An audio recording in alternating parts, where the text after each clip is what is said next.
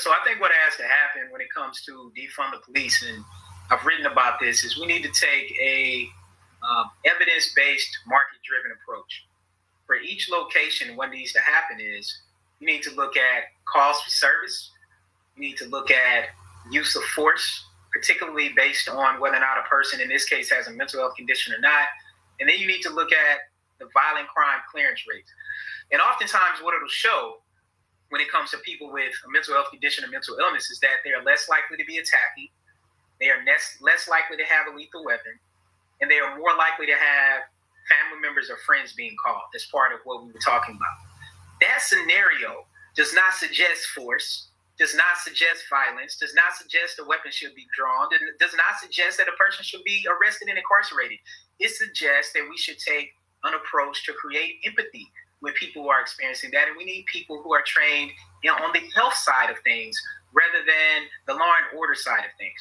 So when you take that market-driven approach, you can figure out what percentage of calls for service come in that comes in from family members about someone having some sort of mental health episode. Based on that percentage, then all of a sudden you take those number of calls and the amount of money associated with those calls and you reallocate it to mental health services. Welcome back to the Justice Dialogues Road to Equity Symposium. We are now transitioning into our second panel of the day, where we will be discussing restorative justice, repairing harm, finding balance, and building hope. We have three panelists today. One more panelist will be joining us momentarily. My name is Marissa McKeever. I'm the Director of Government and Community Affairs at Sibley Memorial Hospital, Johns Hopkins Medicine. Thank you all for joining us today. I know this is going to be a provocative and intellectually stimulating conversation. What we hope to accomplish today is for you all to walk away with a set of strategies that will really advance our collective vision on racial equity and social justice. Our panelists are going to address policies and systems, and they will leave you with recommendations on how we can move beyond conversation and into action and outcomes. So thank you to our esteemed panelists for joining us today. I am going to introduce each of our panelists one by one. I'll start with Dr. Hahrie Hahn. Hahrie is the inaugural director of the SNF Agora Institute, a professor of political science, and faculty director of the P3 Research Lab at Johns Hopkins University.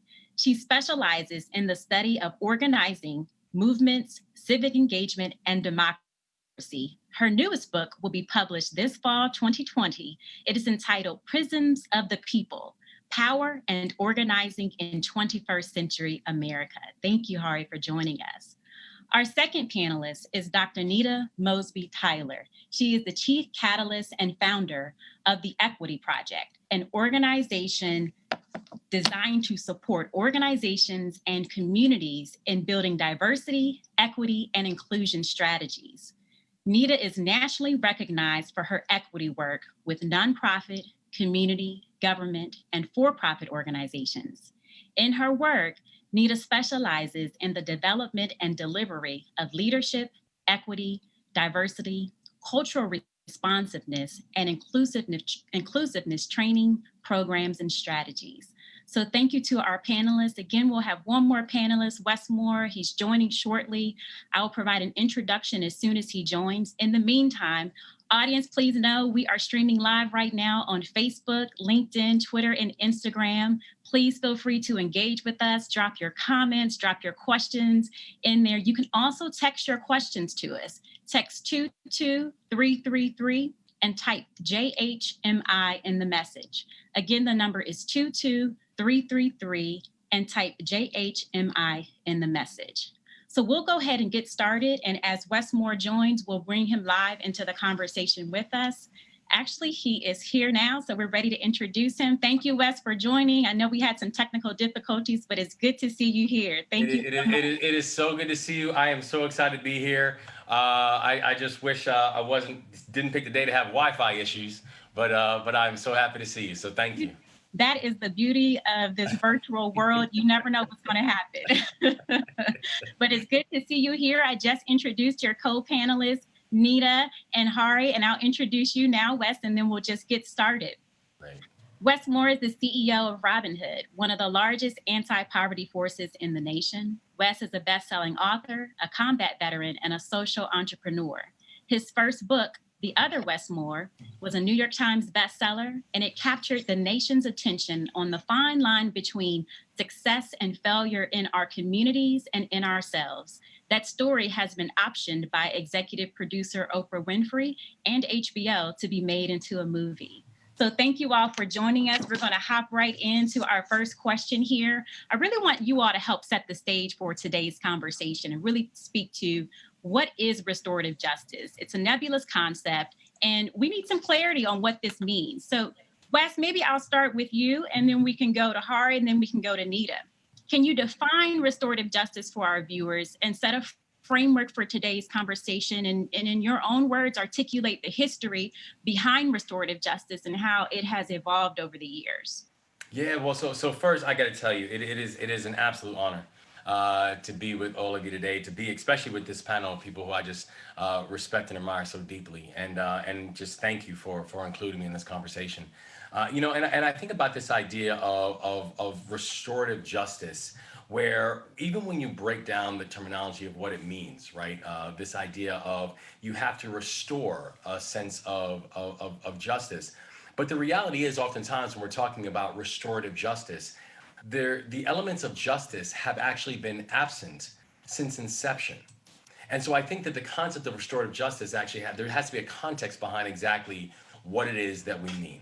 When I think about restorative justice, even in the context of how we're thinking about, kind of the climate of where we are right now, the thing that I think that we have seen and what this moment has really honestly laid bare, it's not just the impact of COVID-19. It's not just the impact of the health and economic impacts of COVID-19. It's where people were before COVID-19. And this is not just about an exacerbation, it's an exposure. It's an exposure about the fact that we still had over 40% of people in this country who could not afford a $400 shot with cash. It's an exposure on the fact that if you take a look at just New York City alone, that half of New Yorkers lived in poverty for at least a year over the past 4 years. Not half of a borough, not half of a demographic, half of the city lived in poverty for at least a year over the past 4 years. And so restorative justice actually comes from a frame, is that for many people, we're talking about an absence of a measure of justice, and justice of a whole variety of different forms. We're talking not just criminal justice, but it's economic justice, it's health justice, it's environmental justice. All these forms of justice that have really been really exposed and laid bare for all of us. And part of the reason that I am so, again, just grateful for this element and for this conversation is the ability to call out those measures of disparities as they are and as we see them.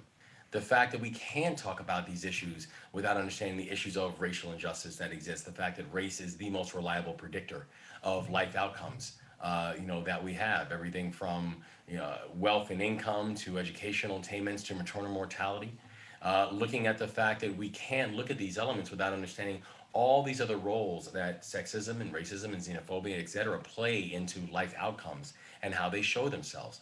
So I guess in sum, when we're talking about restorative justice, it first means being honest about the fact that for populations that we're talking about, oftentimes justice has been the thing that has been absent throughout. And it means being just as deliberate to be able to establish a framework of justice as we almost oftentimes societally have been in creating these frames of exclusion and separation. Hahrie? Yeah, thank you so much. I want to also just say how grateful I am to be a part of this conversation, and how delighted I am to have the opportunity to be in conversation with Wes and Nita and Marissa. It's such a privilege to be part of this. So thank you for inviting me. I would echo everything that Wes laid out for us, and maybe just add a couple things that I think are unique about restorative justice as a pathway for thinking about how the pathway forward, right? So first, as Wes points out, is that it starts with this idea that there is an absence of justice. And in order to find or bring us to a point where we can discover justice, that it's about creating encounters and settings through which we can begin to repair the harm. And I think that's one thing that's really important about restorative justice that's different from other approaches, that it's not just about punishment. It's not just about finding legal redress, but instead it's about how do we create a process and a setting through which we can aspire towards transformation, right? And so if we live in a world right now where there is no justice, in order to get us to a place where we have it, we need something that's radically different from what we have. And I think restorative justice is a process through which we can begin that work together by bringing both victims and offenders into relationship with each other, but doing it, as Wes points out, in a way that has a lot of intentionality around it, right? That sort of really creates the kind of conditions that make it more likely that we'll be able to aspire towards the transformation that we want. The other thing that I will say is that, restorative justice has been implemented in places like, or aspects of it have been implemented in places like South Africa, with the Truth and Reconciliation Commissions and so on that emerged after apartheid. And to me, one of the things that's important about that is that it's a way of linking the experiences that each of us have to broader systemic change. Right. So sometimes when we think about creating justice, we of course can point to all these important systemic changes and policy changes that need to happen. But the durability of those changes depends on the extent to which people experience a transformation in their own lived experience. And restorative justice is a process through which we can begin to create settings where people can encounter each other, can enter into that conversation of repairing harm, but that conversation is linked to a broader set of systemic changes. And I think those linkages are fundamental to both the kind of world that we want to imagine, but also the processes that we need to make it possible. Thank you, Wes and Hahrie. Nita? Yes, gratitude abounds. It's a pleasure to be with you. And I'll just add a little bit to Wes's and Hahrie's philosophy about restorative justice. And I'll just be really frank with you. The word restorative, root restore, triggers me a bit. Triggers me in the same way that make America great again triggers me. It assumes that somewhere in the past was the ideal situation and we're simply restoring it or taking it back. So I want to be really honest about what restorative insinuates to me. Restorative justice insinuates that there used to be justice and we're restoring it to its earlier place. I would argue we are just in a position to begin to architect what justice actually looks like. That part I'm excited about. Restorative justice, for me, has some very core principles in it. And I think Hahrie just said it beautifully, that this is about the acknowledgement in a very explicit way that crime causes harm, and justice should then focus on repairing that harm. And it's not monolithic. It isn't crime equals punishment. It is crime causes harm, and it causes harm to individual people, it causes harm to relationships, and it causes harm to communities. So to be able to look at all of the dimensions of the harm would be important to think about in a restorative justice framework. I also think that in a framework of restorative justice, that it's also important that people most affected by the crime have a way and a place to participate in whatever the resolution will be.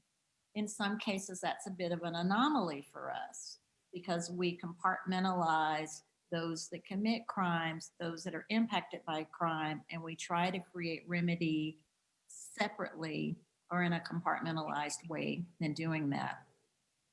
I guess the third thing I would be thinking about is what's the government's responsibility in all of this? I know we'll probably talk about this a bit downstream, but the government, law and order, those kinds of things.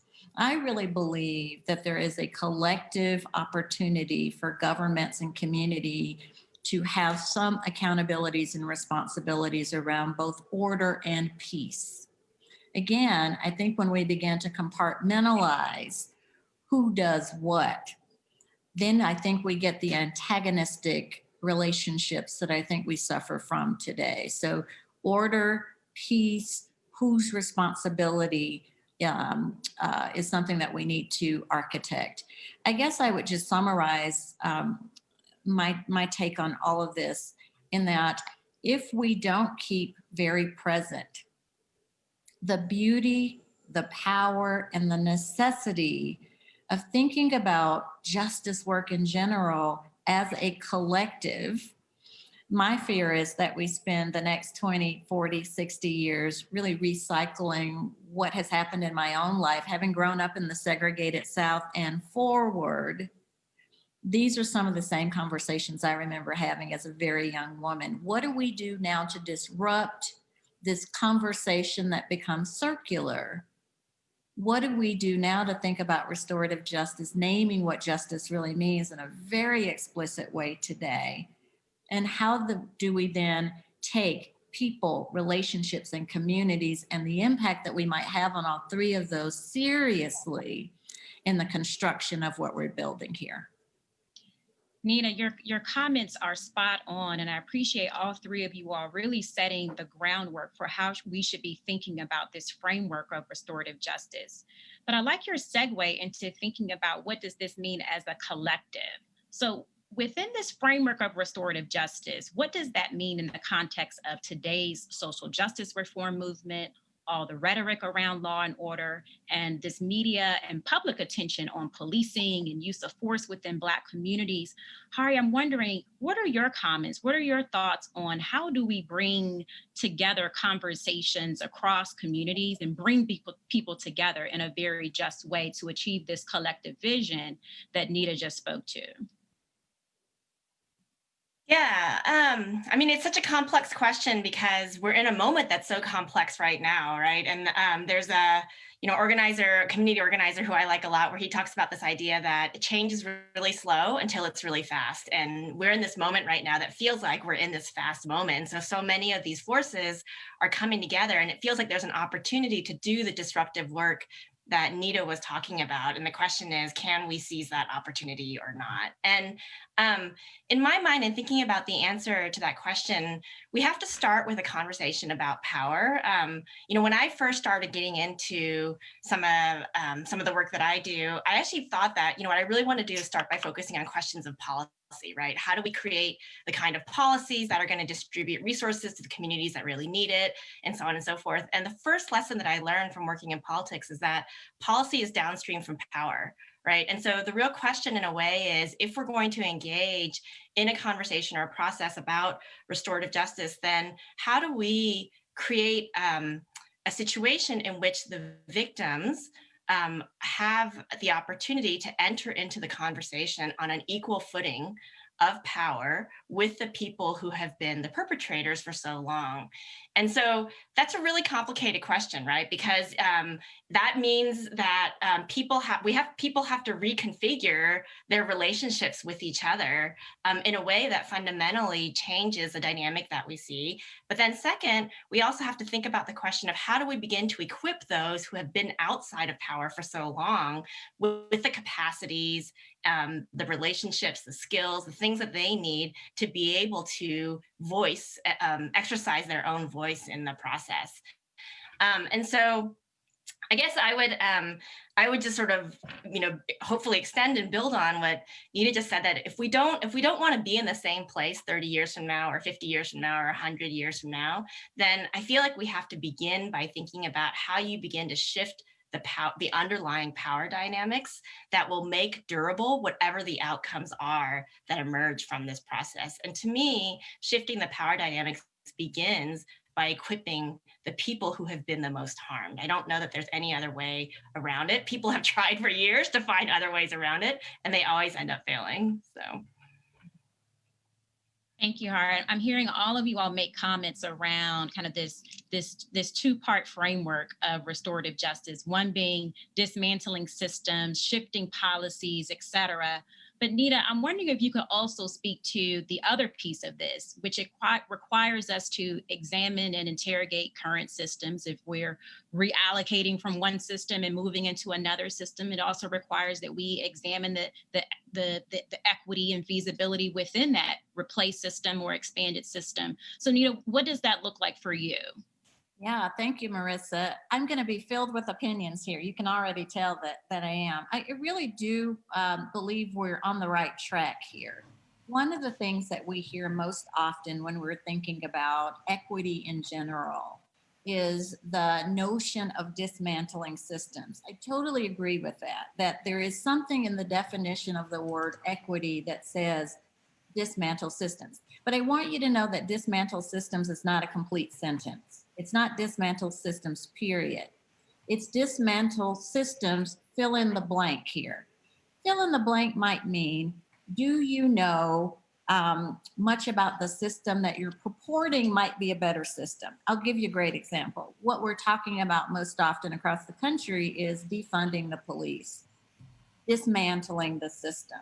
I've heard everything from we should take those dollars and put them in social work and all these other places. My question, my fill in the blank is, what do we know about the system of social work? Have we interrogated the system that we're recommending? And so I guess what I would say to you here is it's important for us to create a complete sentence in our justice work. Do we know enough about the systems that we'd like to leverage instead of the one that we're dismantling? Do we know enough about, through interrogation, the system that we're trying to build up? So I think there's a little bit of an equation here. It is the dismantling of the system. It is the institution of design thinking in place to then architect your new system. So I have a philosophy about the completion of the sentence. One more thing I just want to share too, Marissa, and this is something that Hahrie was talking about, that is the examination of power. I do absolutely agree that we do need to do a more thorough examination of power, but the issue is we're not talking about power with much specificity. We just say the word power.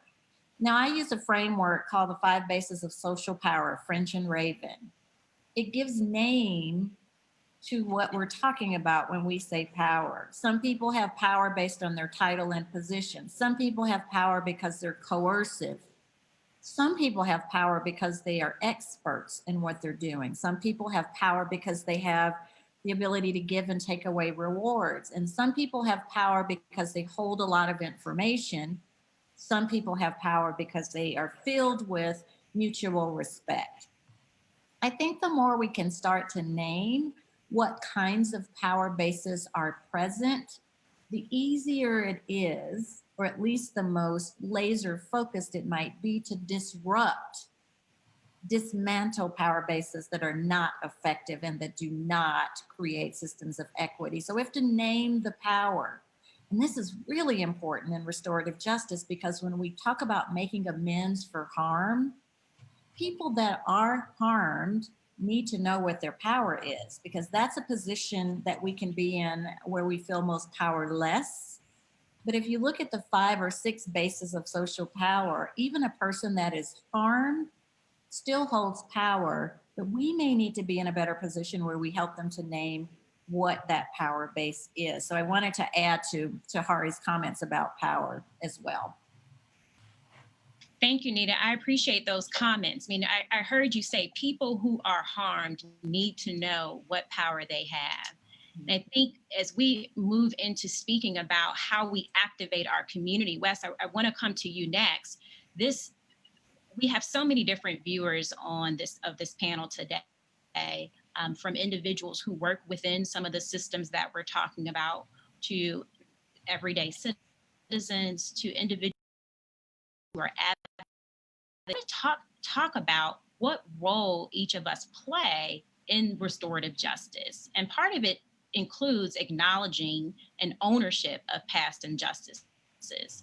But Wes, if we pause on what the individual and community role is in restorative justice, I want to hear your thoughts on who else plays a role in this, from banks to law enforcement, our criminal justice system, companies, institutions.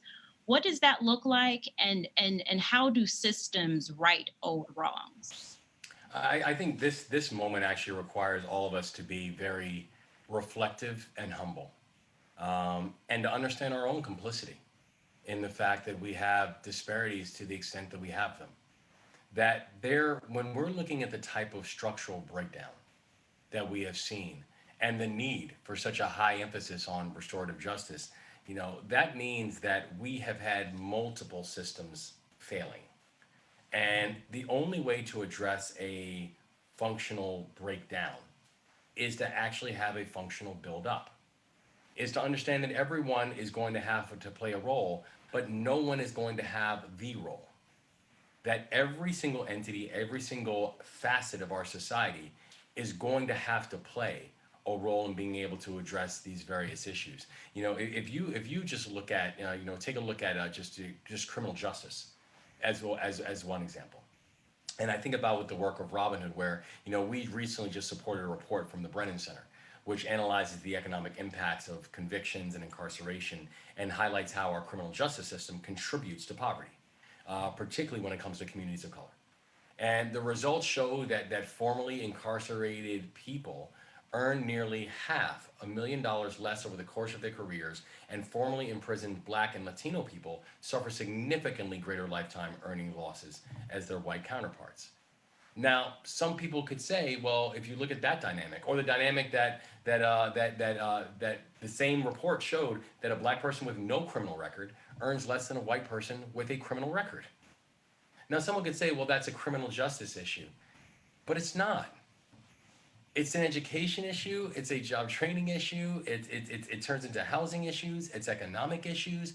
Every single facet bakes into this idea of, first of all, the lack of separation that we can have between conversations around race and equity, but also about what becomes the role to be able to address that. The takeaway from that report that we supported was not that, oh man, it's important that we address the criminal justice disparities. It's understanding the fact that we have a functional breakdown. A functional breakdown that lasts from the first contact to the last time that you're breathing. And so the only way to be able to address that is for all of us to have that level of humility in the way that we think about our own work, understand the level of partnership that we have to be able to take with other entities, the fact that there is no one group that's responsible. And so if that's the case, then every group has a responsibility. How does the corporate sector get involved? And how do they put a greater focus on equity and parity and the fact that we have a 10-to-1 racial wealth gap inside of this country? The corporate sector can't just simply look and say, well, government should fix that. If you understand exactly how that wealth disparity actually exists and how it was created. So I think this actually becomes a really powerful moment for all of us. It becomes a powerful moment for all of us to both understand and research and understand our truth. And I love the fact that Hahrie was talking about the idea of how over a dozen societies actually have implemented truth and reconciliation commissions. South Africa, Northern Ireland, Burundi, Rwanda, Chile, Argentina, Colombia, Canada, twice. Places that were willing to look at their deepest wounds and be able to say we can't move on unless we're actually fully understanding of what those deepest wounds are. But then also for all of us to be able to say, what else can we do? How else can we have conversations that can be more inclusive? How can we make sure that impacted peoples don't just have a voice, but that they have a vote as to how we are going to go about our processes? And I think the other big thing about it is being able to go with a level and a measure of true quantitative progress in the way that we have seen true quantitative neglect, in a very honest and a sincere way, because that is how we can have a level of real sustainable mobility. I hear you. And I heard a lot of words in there: humility, partnership, acknowledgement, but I also heard moving people to a vote, to a voice, and really being included is part of this process. Hahrie, I want to dig into that a little bit. How can individuals and communities not just play a side role into this and be an audience in all of this? How do we actually bring individuals and communities to the table and shift that power that you spoke to in your earlier comments? Yeah, I mean, I love the idea of a functional build up that comes after the functional breakdown that we've had. And I think the idea of, us all being part of this very complex and interconnected system is exactly right. And so the question is, if we all have a role to play in this functional buildup, well, so how do we begin to bring people into that process? And I think we, start with the idea that ultimately the reason why we have these systems, right, is because we want a system that actually works for people. And right now, our system doesn't in so many ways that we know. And so, how do we begin to bring people into a system that for so long has made people feel disinvested? And earlier we were talking about the idea that people have to come to know their own power, and I think that's really important, right? That first, one of the first things that I learned when I started getting into work around community organizing and so on is that people have been made to feel like they're nothing but consumers of what the system gives them, right? So I might go to the election booth, or I might go to the voting booth, right, to pick candidates in the same way that I choose cereal at the grocery store. And that's terrible, right? I should feel like I have a voice in being able to shape the choices that are before me, not just in the voting booth, but throughout my community and throughout my city and my state and the place where I live. And so how do you begin to equip people to feel like they actually have a voice in that process? And I think that begins by recognizing, what are the resources that people bring to the table? I mean, to get to Nita's point before, is that power rests on a set of resources, right? And we have power over each other in the extent to which I can use my resources to act on your interests, or we can decide to sort of share our resources to act on each other's interests. But too often for the communities that are on the front line, we don't recognize the resources that they bring to the table as being valuable.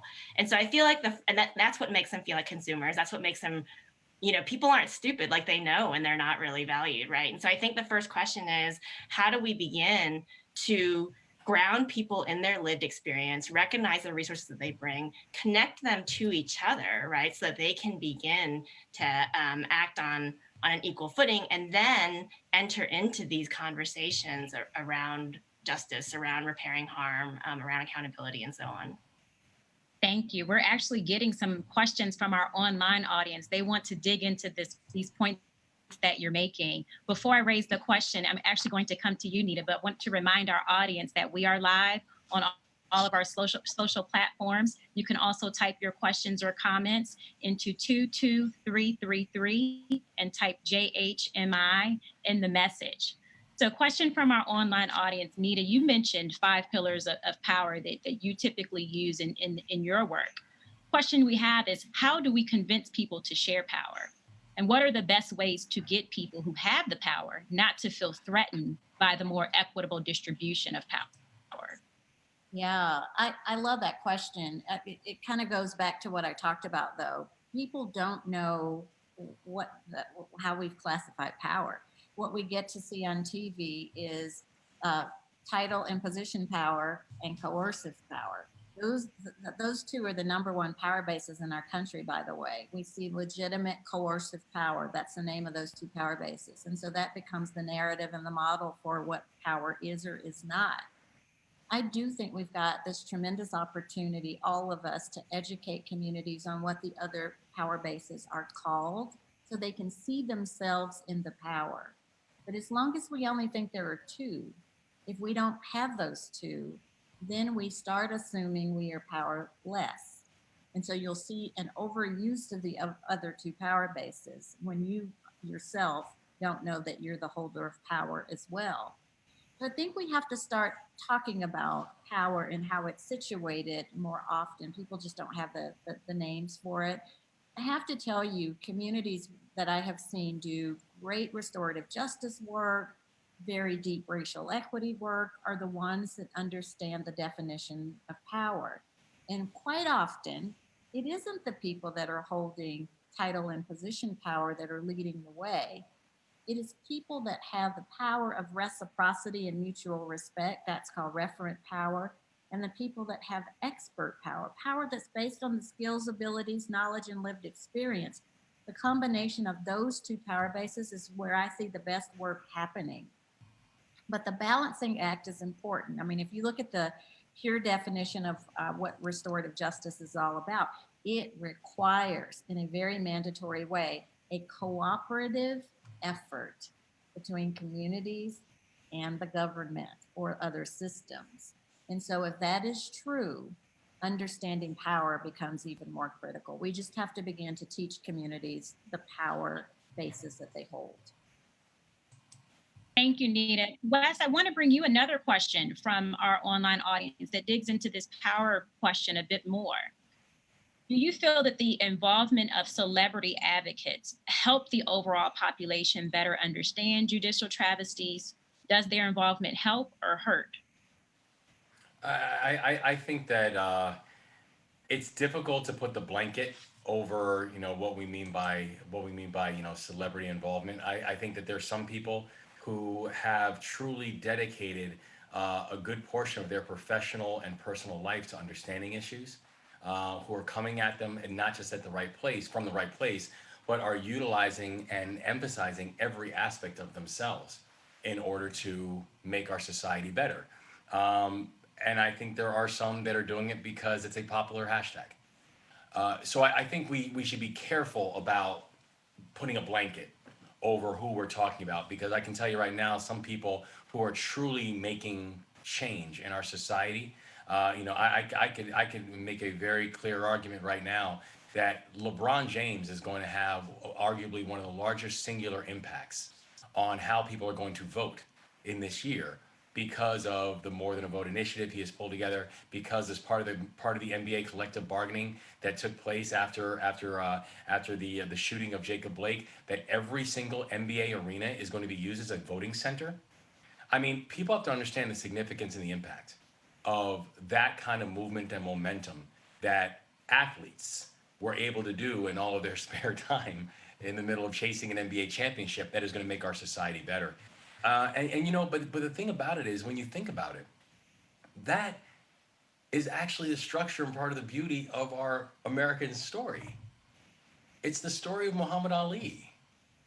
It's the story of Harry Belafonte, right? You can't understand the civil rights movement without understanding the role that Harry Belafonte played. You can't understand the anti-war movement without understanding the role that Harry Belafonte played. You can't understand the anti-apartheid movement without understanding the role that Harry Belafonte played. You can't understand Black Lives Matter without understanding the role that Harry Belafonte played. So you have people, whether it be athletes like what we're seeing what Serena Williams is doing right now, or whether it be entertainers, and the way that John Legend is using his voice to be able to both educate people on the criminal injustices that exist within our society. I think that the thing we should hope for and we should encourage is that everybody, celebrity or not, takes a personal vested interest in educating themselves, and takes a personal vested interest in being able to use every drop of power that you have, and every voice, every element of impact that you could possibly have, and do that to make our society a better place. And so I applaud the ones who are taking it seriously and really educating themselves and going out and using their power. Not only do I applaud them, I hope we can get more of them. Absolutely. I'm hearing you move from the theoretical to the practical. How do we actually put some of these things into action? And so, Hahrie, I want to hear your thoughts as well on this. I'd love to hear you speak to collective action and mobilization in communities. What does civic engagement look like? What does it feel like for those individuals and communities to really participate in this journey to moving to a more just society? Yeah, I mean, I think that the work of restorative justice begins with the communities, right? And the reason for that is because the ways that we've been talking about already, power is fragile, right? And it's fragile, especially for communities that have been outside of it for so long, unless they remain connected to each other, right? And so if you have power because you have a position, or you have, or you have power because you have a certain bit of information, when that information or that position disappears, then your power disappears too. And in a lot of ways, like, part of what we learn from history is that the most durable source of power is power that's grounded in people who are connected to each other, and then renew those relationships, over time, again and again and again.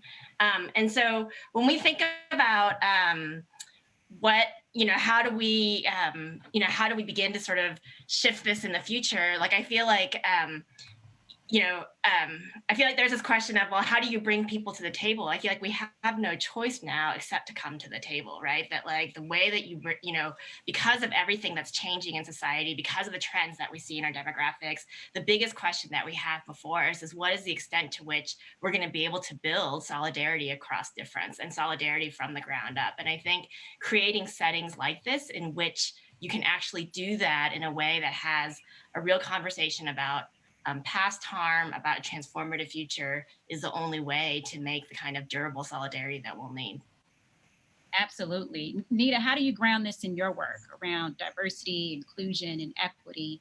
What's the forward pathway look like? Yeah, one of the things that is really important in this work is when we start to talk about interrogating systems. I'm not just talking about external systems, external to those of us in justice work, or external to activists and advocates. We even have to interrogate our own systems. There is a way for us to think about being even more relevant in the way that we're even doing community organizing. And some of that is interrogating our own systems too. So one of the things for us to be thinking about, at least this is how it plays out in my work, is I'm very careful about how we talk about the word equity. There is a notion, and I do this work across the country, there is a notion that somehow when we start to talk about equity, that somehow diversity, inclusion, and equality just automatically happen. So I want to interrogate that. That isn't true. It is true that diversity and inclusion can be happening and you still don't have equity. And I want us to understand that though we are talking about equity, even when we're talking about restorative justice, where we're talking about equity, there is still work to be done in those other categories. We still have diversity work and inclusion work and equality work to do, even in the context of equity work. So not to lose sight of the bodies of work underneath those other words would be really important. This will be a recycling of our past if we don't get very explicit about what we're doing in each of the categories. The other thing that I always say to folks too is, this is not like a game of Pac-Man. If some of you are old enough to remember Pac-Man, like, equity doesn't just eat up the rest of the words. All of those words are still living, breathing, and requiring us to do work in them. And I guess the other thing that I would say that I see a lot in my work in terms of interrogating systems, we do have a bit of a nomenclature that we use around there being people on the front lines and then there being white allies, especially when we start talking about racial justice and racial equity work. The interrogation that I want to convince us to be thinking about is, does that make any sense?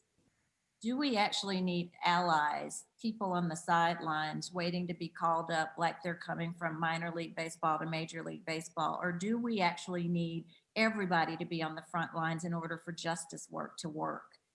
And so it's a cadence change that I'm suggesting here, is, do we know who needs to be leading what and when? Does the old model of some on the side, some on the front really work? Or if we do this well, is there a place for all of us to be on the front lines, wholly and fully who we are, bringing our experiences forward, leveraging the power bases that we all have differently to get the work done? And so I guess what I'm saying to you here is there isn't that just some people need to interrogate their systems. We all need to interrogate our systems to get to where I think we want to go with both restorative justice and equity. Absolutely. Nita, I know we're running low on time, but Wes, I want to make sure before we do closing comments, I want to hear about some of the work that you're leading and particularly around shifting investments to historically underrepresented communities and how that helps us as we move forward.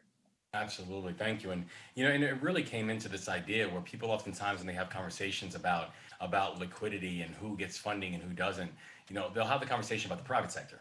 And they'll say, well, less than 2% of all venture capital goes to organizations that are led by Black folks. And if you look at Black women, the number is actually, less than 1%. And all those things are true. But the reality is that philanthropy is not much better.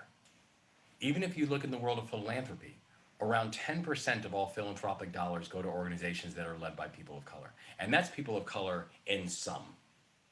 And so as we looked at it, and we looked at our own catchment area, frankly, where it said, okay, if you're just talking about people for the groups that we look at, that are, for people who are organizations and neighborhoods, communities that are hampered by this dredge of poverty, it's about 80% people of color. Yet 10% of all philanthropic dollars go to organizations that are led by people who are arguably closest to the challenges. And so we actually launched and created an initiative called the Power Fund. And what the initiative is, it's an initiative to invest in nonprofit leaders of color who are reflective of the communities that they serve. And our hope is that this will catalyze a shift in long-term grant-making priorities, both within our own organization and, frankly, across the world of philanthropy as we're joining arms, with other philanthropic organizations. Because the things that we know are is that this is not being done because it sounds good or because it's in the moment. It's being done because we care about solving the problems. And the people who are closest to the challenges are going to be the ones who are closest to the solutions. Oftentimes, though, they're just never at the table. And so if you really want to get at the heart and the root of why we have these kind of disparities, if you really want to support the organizations that have the best chance of coming up with the long-term sustainable solution sets, you have to be very intentional and very deliberate and very bold about who it is that you're funding and why. Because it comes back to this idea that we do have, whether we realize it or not, even if it's just an implicit bias, there is a bias that does exist towards funding women of color, to funding men of color, to funding Black folks. And so we have to be able to understand that, appreciate that, and embrace that. And to say, now to address it and fix it, it means we must be as deliberate about the way we are funneling capital and also providing a whole series of additional support mechanisms to make sure that the organizations and the leaders that are in charge are actually then growing and developing in this larger ecosystem as well. Absolutely. You all have provided some extraordinary comments here. Truth, wisdom, we appreciate all of it. I want to make sure I allow you all to leave the audience with a true call to action. In 15 seconds, what do you want to leave with our audience? We have some millennials watching. They're asking questions in the online chat box. What if in 15 seconds, what's the call to action? What's the charge or what's the takeaway? Nita? I want you to know that equity work is construction work. It is not about your heart. It is not about your mind. It is about what you want to do in the system. So put on your heart hat. Let's build a thing together. Hahrie? I love this quote from a theologian who says, hope is belief in the plausibility of the possible as opposed to the necessity of the probable, right? And we're only going to change the probable and make it possible if we all play a role. So we all need to get in and become the architects that Nita is describing. And Wes? I'll follow Harry's lead and go with a quote. Dr. King said that the moral arc of justice is long. The moral arc of history is long, but it bends towards justice. But it doesn't bend inevitably. It doesn't bend because of gravity. It bends because people bend it. And so I say that if we're going out and thinking about the role that we're going to play, let's go be arc benders. Thank you. I appreciate all of you for your time today and for your words of wisdom. And thank you to our audience for listening as well. Thank you for joining us. We're going to break for an intermission before our 3 p.m. panel.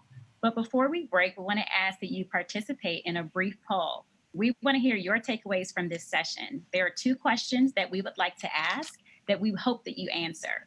What was something you learned or can take away from this panel? And what is one thing this experience is inspiring you to do? Please submit your responses by texting 22333 and type JHMI in the message. Again, what was something you learned or can take away from this panel? And what is one thing this experience is inspiring you to do? Please take a moment to respond. We'll take a 10-minute break and we will resume for our next panel at 3 p.m. where we will be discussing protecting our youth. Thank you.